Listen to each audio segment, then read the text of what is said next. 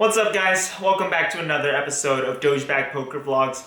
I know it's been way too long since the last poker vlog, and I apologize to you guys. I don't have a good excuse as to why I haven't been posting. I have a bad excuse, and that's because I recently started rock climbing, and I also started playing Genshin Impact, and if you know, you know. But I'm finally back with another vlog for you guys. This vlog is just going to be a simple session at the Gardens Casino, which is my local poker room. I did actually go to Morongo a while ago, and I was going to make a very special episode with that session, and it went pretty much as badly as it possibly could have in terms of content. I only played like 3 or 4 hands the entire session. And when I say that, I mean like I didn't even take down a hand pre-flop like outside of those hands or like anything. Like I played one maybe interesting hand, and then the other 2 were just very standard, and it just absolutely could not be salvaged to make a vlog, which I was very disappointed about because Morongo has kind of like a special, kind of interesting spot in my poker journey. Nothing crazy, but I did want to make a special episode, and I'm gonna have to delay that. But I'll get more into that next time I go to Morongo, and that probably won't be soon, but you guys will see. Unluckily as well, the game was actually very good there, and there was a lot of action, and I simply was not getting anything playable. So just from a content perspective, it wasn't great. This session isn't going to be like super crazy. There aren't any like insane hands, but there are like maybe 1 or 2 interesting ones. The rest are pretty standard, but as you guys know, I like to include a lot of hands because I like to see what you guys think as well, even in the simple spots, because those are the ones that kind of make up the most of our poker sessions. So without further ado, let's get into the hands. No fancy intro, we're just gonna get straight into it. We're playing at the Gardens Casino, which is located in Hawaiian Gardens, California. That's basically in the Long Beach area, if you don't know where Hawaiian Gardens is. I buy in for the max for the 5-5 game, which is $600. About 30 minutes in, I get dealt ace queen of diamonds on the button, and we're playing 7-handed. I open it up to 15 once action folds to me. The small blind, 3 bets to 45, and I could 4-bet here sometimes, but I'm just gonna flat here in position. The small blind was pretty aggressive, but he hadn't had to show down a hand yet, so can't really make any assumptions about what kind of player he is. The flop comes down 7-6-6 rainbow with no diamond, and the small blind continues with a bet of $45. I think if I had a backdoor flush draw to go along with my hand, it would be more justifiable to call here, but I think I should just be folding. But I tend to float a lot with good ace highs too often, so I ended up making the call. For what it's worth, this board is also a little bit better for my range, with me being the initial raiser and calling the 3-bet. I'm going to have the stronger hands a little more often and strong draws as well, so there could be cards that come on later streets that I could barrel on or potentially raise. The turn card brings the 10 of hearts, so no help to us, and my opponent continues with another bet of 115. This turn card does bring in the most likely draw, which is 9-8, and even though I initially had the plan calling on the flop to either continue if my hand improved or potentially barrel on a good card, something about my opponent just made me feel like he was strong here and that he wasn't going to fold to an aggressive play. And I decided, since it's so early in the session and I don't have too much information, I'm just going to let this one go and be disciplined and wait till I have more information about my opponent. And I didn't want to take a high variance line early on in the session. By the way, you can kind of see in the video, but he shows the 10 of diamonds, which I actually didn't even notice at the time since I was so focused on picking up my phone and just getting the board in frame. But yeah, he had top pair, so for what it's worth, he ended up having top pair, and we probably would not have gotten him off his hand. Only about 15 minutes later, I get dealt ace queen once again, this time offsuit.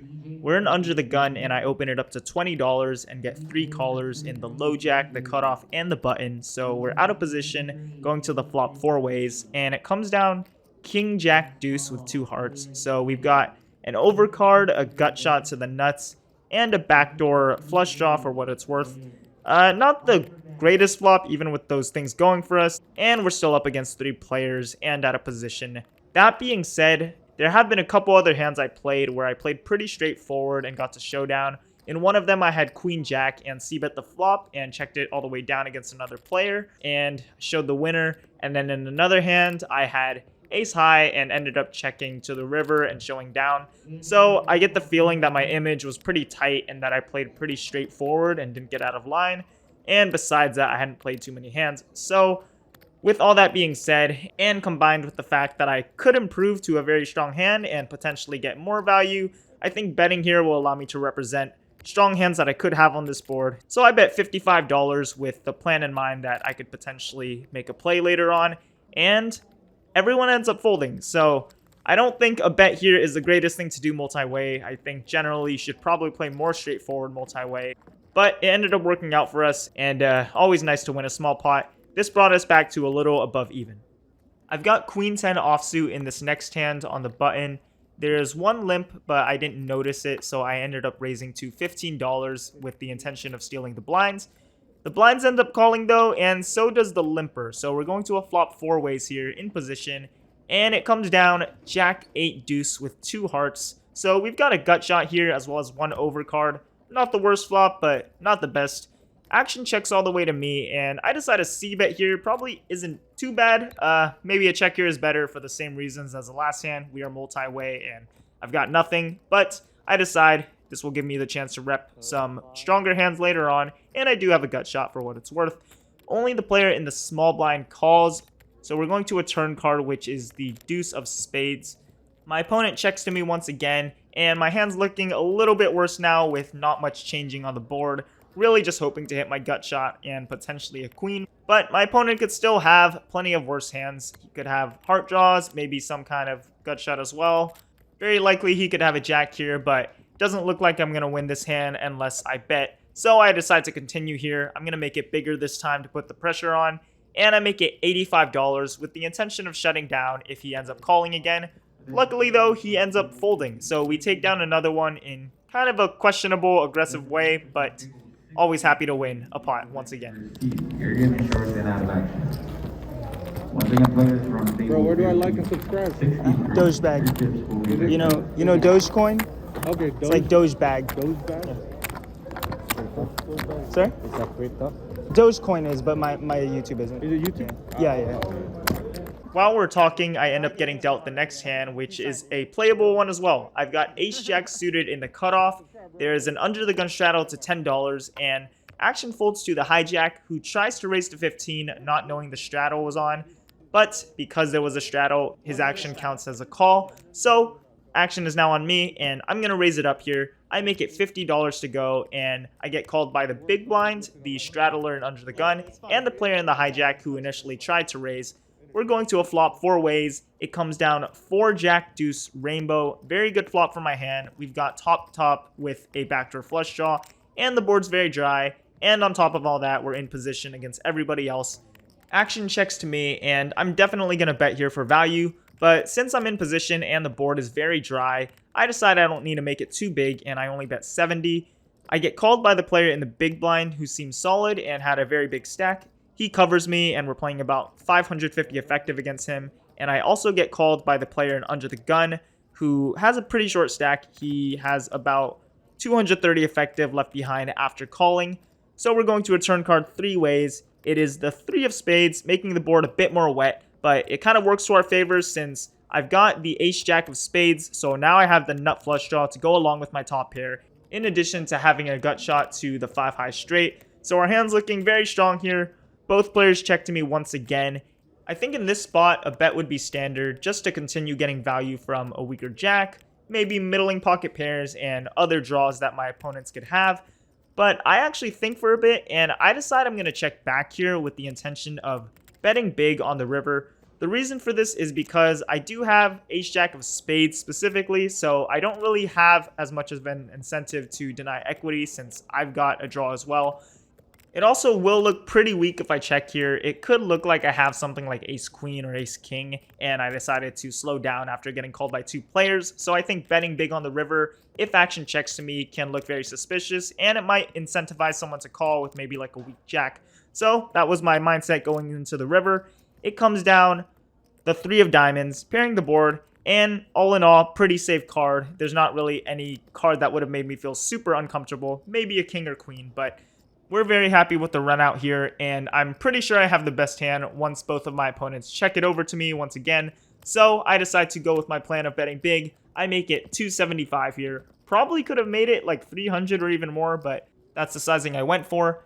This is also enough to put the player in under the gun all in since he has 230 behind. Action is now on the big blind and he goes into the tank for a very long time, 2 minutes and 45 seconds to be exact, before he makes his decision. Oh man, sorry guys. Like 10. I got it. How are you? Slow tonight. After a long time, he does end up making the fold, and so does the player in under the gun. So, unluckily for us, we didn't get value here, and I'm kind of questioning my line, although it did look like he had a very tough decision and was close to calling. Obviously, I was aware that it would be very hard to call with the other player behind, but I was hoping one of them had something they could bluff catch with. Is it bluff? I can say. Hey bro, I watched your video like 2 months ago. Oh, you did? Okay, you happened to just see it. Yeah, it was like random. Yeah, that's what I was like, oh, it's almost done. Was that bluff? You'll have to watch the vlog. Yeah. No, for sure, bro. You got ace jack? I don't have check. I'll pocket 10 for this one. Oh, nice. If he wasn't behind me, I would have called. He could have had. He's all in. Someone out there, straight out there, full house. Yeah. Pocket 10 is good? No. No good? No. It was a good fold. It was looking really bluffy. Yeah, because I checked turn. That's why. Yeah. I almost bet turn, but I thought it would be better if I checked turn. Yeah, it is. I was thinking maybe for aces, that's a really or kings or whatever. 195. Turn for you. Because it was a There's a straight draw coming. yeah. 195. If you were bluffing or you had like a overpair. I don't think you had a jack. You don't think I have a jack? It's more like an overpair. I feel like if you had it. Because that's a bad turn. Bad turn. Yeah. So it was a good fold? It was a good fold. I almost called. Nice one. Good play. Anyways, still glad to have won the hand, but I did ask my buddy Chris later on about this hand, and he thinks it's better to just bet on the turn in order to get value from hands like King Jack or Queen Jack, and maybe pocket tens, which is what my opponent said he had. There are merits to both checking and betting the turn, but I do agree that betting is probably more standard and straightforward, and if I had done that, probably could have gotten some value. Only about 10 minutes later, I pick up another very good hand. This time it's pocket queens, and I'm under the gun. I make it $20, and I get called by the button and the small blind. Action is now on the big blind. He's been playing short stacks for pretty much the entire session, and he makes a very small 3-bet to $65.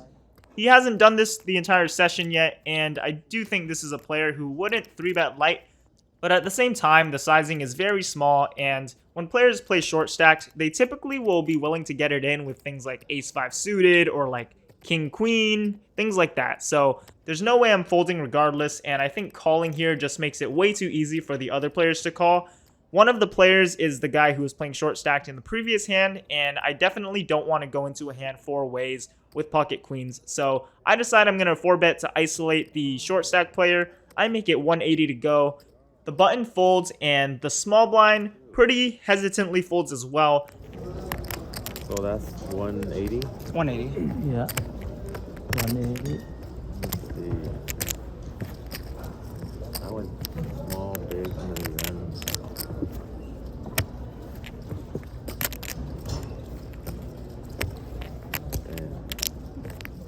Action is now on the 3-better. He decides he's going to get it in here, and I'm obviously going to call after raising to isolate him. The table's been pretty friendly. I let my opponent know right away that I have pocket queens. No I have jack queens. five. No jack five. I have ace. Nice. No, ace high. You scared me. I was like, Ace high. Yeah. No, Ace. my opponent ends up having ace-jack of hearts. Very happy to see that, considering I do have a heart and he only has 1 overcard. All we need is a clean runout. The flop comes down 9-6-3 rainbow with no heart. This is very good for us since he can no longer make a flush and he can't make a straight. All we gotta do is fade an ace or running jacks. The turn brings the 9 of hearts. Now we just gotta avoid the ace, and the river comes the deuce of clubs. We end up with a clean run out and end up stacking a player for a pretty sizable pot. The session's going super well so far, and we're running really well while getting good hands. We're in under the gun again for this next hand, this time with pocket jacks. I opened to 20 once again, and this time, no 3-bet. I only get called by the cutoff and the big blind. So we're going 3 ways to a flop, which comes down 7, king, 8, all hearts. I do have a heart in my hand for what it's worth, but not the greatest flop, although not the worst. The big blind checks it to me, and I think I could go either way, although I do lean towards a check. Not really sure, to be honest, but I put out a bet of $45 with the board being so wet, and to be honest, I didn't really think much about this. It was more of just a bet to kind of see how my opponents react. It's not the best reason to be betting, but that's what I did. And the cutoff ends up calling, and the big blind folds. So we're going to be going to a turn card now. It's the queen of spades, and this time I just decide to check it over to my opponent. If my opponent shows any aggression, probably just going to fold, and I don't even know if my hand's going to be good at showdown since my opponent could very easily have a king, queen, who knows. But we're going to a river card once he checks back. It is the ace of spades. Again, not a good card. If my opponent didn't have much on the flop, he could have very easily picked up showdown value at any point in this hand. I once again check, not really expecting to win, even if I make it to showdown. My opponent checks back, and I let him know I have jacks, and somehow they end up being good. So I show my hand, and we end up winning this one. So pretty happy to win this hand after a very scary run out, especially because I was kind of just lost in this hand.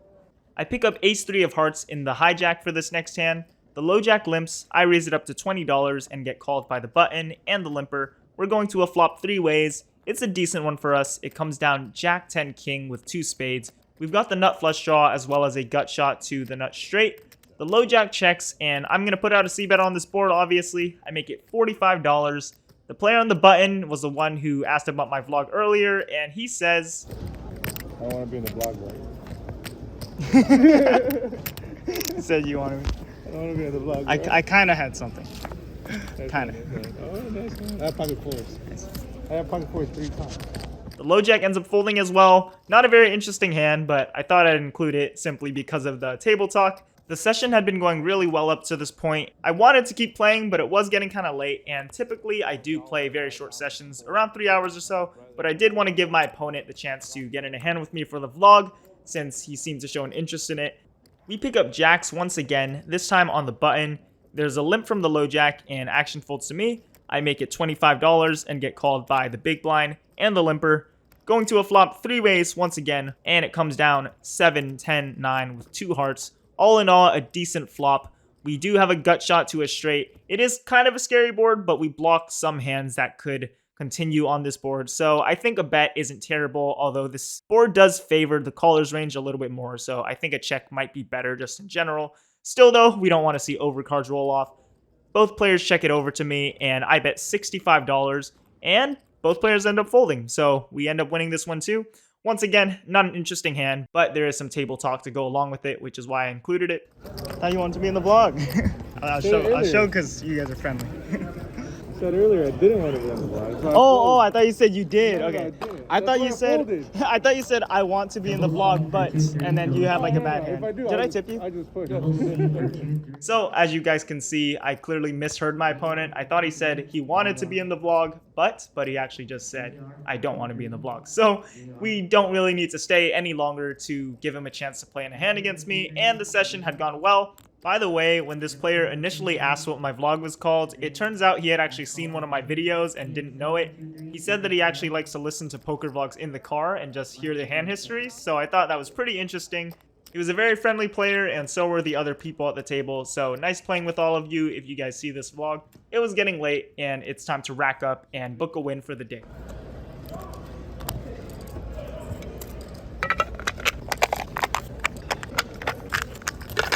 Oh, bro, you get a... Oh yeah, of course.